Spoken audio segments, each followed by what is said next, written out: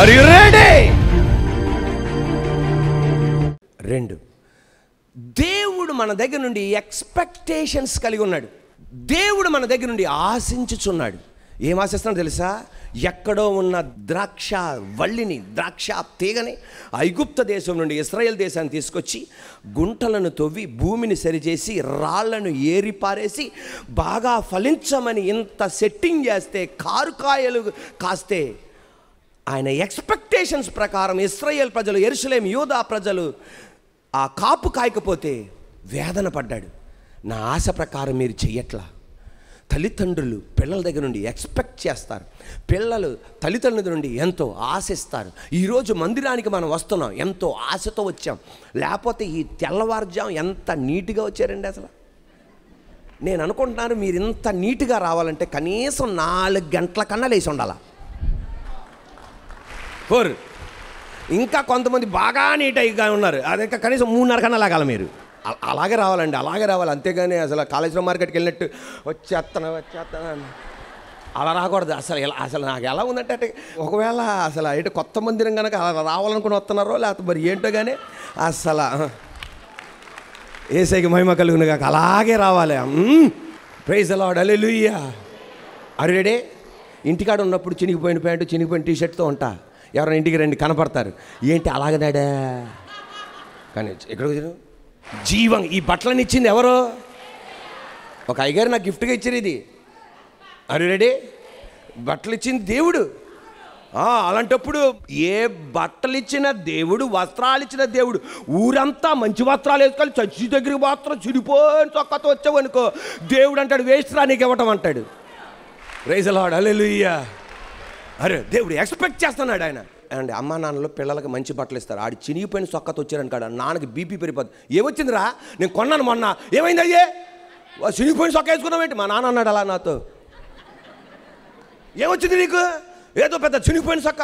మీరు నమ్మండి, నేను అబద్ధం చెప్పట్లా. మాతో పరిచర్య చేసేవాళ్ళు ఎవరన్నా సరే వాళ్ళకి తెలుసు, మంచి వస్త్రాలు వేసుకొని రాలేదనుకో వాళ్ళకి పక్క తీసుకెళ్ళి ఏమొచ్చింది, ఎందుకు అలాగన్నావు అంట. కోపంతో కాదు, ఎక్స్పెక్ట్ చేస్తున్నాం. అది సృష్టికర్త అదే ఎక్స్పెక్ట్ చేస్తాను నీ దగ్గర నుండి. అంటే నేను అనేది ఏంటంటే బట్టలు వేసుకో అని కాదు, ఎక్స్పెక్ట్ నీ దగ్గర నుండి ఆ ఫలాలు ఎక్స్పెక్ట్ చేస్తున్నాడు, ఆశిస్తున్నాడు ఆయన. హల్లెలూయా.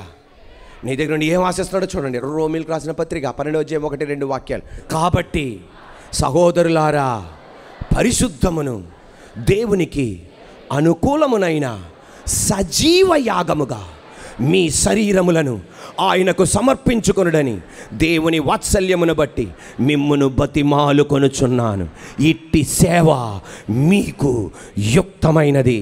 2వ వాక్యం, మీరు ఈ లోక మర్యాదను అనుసరింపక ఉత్తమమును అనుకూలమును సంపూర్ణమునై ఉన్న దేవుని చిత్తమేదో పరీక్షించి తెలుసుకొనున్నట్లు మీ మనస్సు మారి నూతన మగుట వలన రూపాంతరం పొందుడి.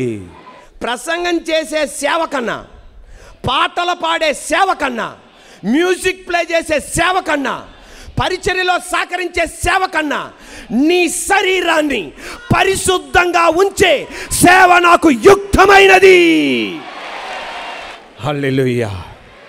Praise the Lord. దేవుడు మన దగ్గర నుండి ఆశిస్తున్నాడు, అది ఎక్స్పెక్ట్ చేస్తున్నాడు. ఆయన ప్రార్థన చేయాలని ఆశిస్తున్నాడు, ఆయన వాక్యం చదవాలని ఆశిస్తున్నాడు, ఆయన దేవుని కొరకు నిలబడాలని ఆశిస్తున్నాడు, ఆయన నీ భర్త కొరకు నిలబడాలని ఆశిస్తున్నాడు, ఆయన నీ భార్య కొరకు నిలబడాలని ఆశిస్తున్నాడు, ఆయన నీ పిల్లల కొరకు నిలబడాలని ఆశిస్తున్నాడు, ఆయన పిల్లలు మీ తల్లిదండ్రుల కొరకు నిలబడాలని ఆశిస్తున్నాడు ఆయన.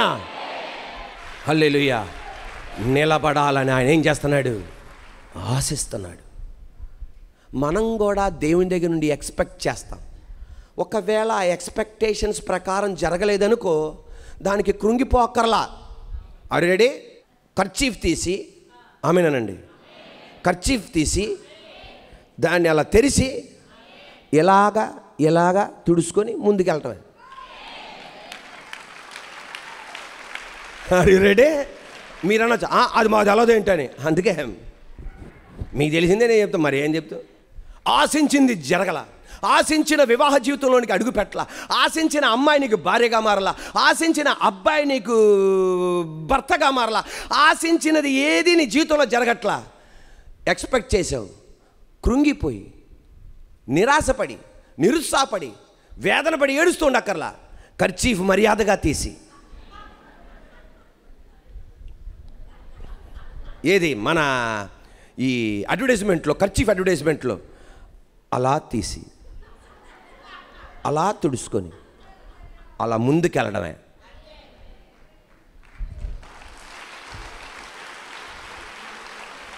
ఎందుకు తెలుసా? కొన్ని రోజుల తర్వాత అర్థమైద్ది.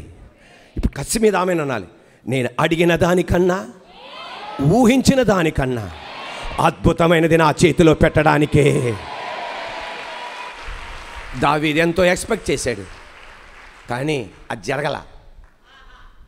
కర్చీఫ్ తీసుకున్నాడు, ఆమెనండి, తుడుచుకున్నాడు, ముందుకెళ్ళిపోయాడు. అడిగిన దానికన్నా ఊహించిన దానికన్నా అద్భుతమైనది ఇచ్చాడు ఆయన. మన మందిరానికి ఒక చెల్లి వస్తుంది, ఆమెకి అప్పుడు నేను జవాబు ఇవ్వలేకపోయా, ఇప్పుడు ఆమెకి జవాబు ఇస్తాను. ఆమె 2 ఆరాధనలు వచ్చింది అనుకుంటా, అప్పుడు ఆమెకి జవాబు ఇవ్వలేకపోయా, ఇప్పుడు ఆమెకి జవాబు ఇస్తున్నా.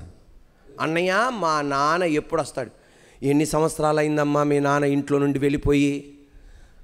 16 సంవత్సరాలు దాటిపోయింది అన్నయ్య. 16 సంవత్సరాలు అయిపోయింది అన్నయ్య. ఎక్స్పెక్ట్ చేస్తున్నాను అన్నయ్య, మా నాన్న ఈరోజు వస్తాడు రేపు వస్తాడని. కొంతమంది చచ్చిపోయారు అంటున్నారు అన్నయ్య, కొంతమంది బతికున్నాడు అంటున్నారు అన్నయ్య. దేవుణ్ణి అడుగుతున్నాను, ఓ స్వప్నంలో చూపెట్టయ్యా మా నాన్న బతికున్నాడా, లేకపోతే తీసుకురాయ్యా మా నాన్న బతికున్నాడా అని. నాతో అడిగింది, బతికున్నాడా చనిపోయాడా? నేను ఏం చెప్పలా. ప్రార్థన చేస్తున్నానా, ప్రార్థన చేస్తున్నానా అంటే నువ్వు అది చెప్ప, ఇంకేం చెప్పోగా. దేని బిడ్డలారా, ఇప్పుడు ఆ పరిస్థితి నువ్వు కొండ వెళ్తున్నావు, ఏం చేస్తావు అంటే, ఇక వివాహం చేసుకోకుండా మీ నాన్న వచ్చేదాకా వివాహం చేసుకోవా? మీ నాన్న వచ్చేదాకా నువ్వు నువ్వు చదవా? సంవత్సరం వేచి ఉన్నావు, నాన్న రాలా, బతికున్నాడో మనకు తెలియదు, మరణించాడో మనకు తెలియదు. అన్నీ ఎరిగిన ఆయన ఒక ఆయన ఉన్నాడు. అయ్యా, నా తండ్రికి మించి ప్రేమించిన వాడు నువ్వయ్యా, నా తల్లికి మించి ప్రేమించేవాడు నువ్వయ్యా, నా అన్నయ్యకి మించి, నా చెల్లికి మించి, నా అక్కకి మించి ప్రేమించిన వాడు నువ్వేనయ్యా, నా మామగారికి మించిన ప్రేమించిన వాడు నువ్వేనయ్యా. తుడుచుకుంటున్నాను నా కన్నీళ్ళు, నేను ముందడుగు వేస్తున్నానయ్యా. యాకోబు చేసింది ఇదే. యోసేపు మరణించాడని చెప్పారు, అబద్ధం చెప్పారు, కానీ నాన్న నమ్మాడు. ఏడవగలిగినంతసేపు ఏడ్చాడు. అన్నాడు, అయ్యా ఇక నా కుమారుడు బతికున్నాడో లేదో చచ్చిపోయాడో ఏమి నాకు తెలియదు, కానీ కన్నీళ్ళు తుడుచుకుంటున్నా, ముందుకెళ్తానా. 16వ ఏటన, ఇప్పుడు ఆమెననాలి, 16వ ఏటన గుర్రాలు అతని ఇంటి ముందల నిలబడినాయి, రథాలు ఆయన ఇంటి ముందల నిలబడినాయి, సైన్య సమూహం ఇంటి ముందల నిలబడింది. మీ కుమారుడు యోసేపు ఇంకా బతికే ఉన్నాడు. ఈ పగటి వేళను కృంగిపోకుండా, నలిగిపోకుండా, ఈ రోజున ఏం జరుగుతుందో నీకే అర్థం కావట్లా, నెక్స్ట్ ఏం జరుగుతుందో నీకు అర్థం కావట్లా. నీ కన్నీరును తుడుచుకో, ధైర్యం తెచ్చుకో, నువ్వు లే, ఎరైజ్ అండ్ షైన్, లెమ్ము తేజరిల్లుము, అడుగు పెట్టు. నువ్వు ఆశించింది నీ ఎదురే కనబడబోతుంది, నీ ఇంటి ముందలే కనబడబోతుంది, పరాయి దేశంలో కదా, నీ ఇంటి ముందల నిలబడబోతుంది. Praise the lord. ఇప్పుడు ఆమేన్ చెప్పాలి, సరిపోలా. పరిశుద్ధాత్మ దేవుడు ఇచ్చిన ప్రత్యక్షత, ఇప్పుడే నాకు ఇచ్చిన ప్రత్యక్షత, ఇక్కడ వాక్యం అందిస్తుండగానే దేవుడు ఇచ్చిన ప్రత్యక్షత. ఏ ఇంట్లోకైతే అన్నయ్యలు కబురు అందించారో, ఆమేన్ హల్లెలూయా, ఏ ప్రాంతమో లేకపోతే ఆ పక్కన ప్రాంతమో కబురు అందించారో, ఏ అన్నయ్యలైతే కబురు అందించారో నీ కుమారుడు మరణించాడని, ఆ అన్నయ్యలే కబురు అందించారు. యోసేపు జీవించి ఉన్నాడు, ఆయన దేశానికి 2వ అధికారి. ఎవరైతే చెడ్డ కబురు అందించారో వారి నోటిలో నుండే నీకు ఒక శుభ సమాచారం దేవుడు ఇవ్వబోతున్నాడు. విశ్వసించే వాళ్ళు చప్పట్లు కొట్టి దేవునికి స్తోత్రం చెల్లిద్దాం.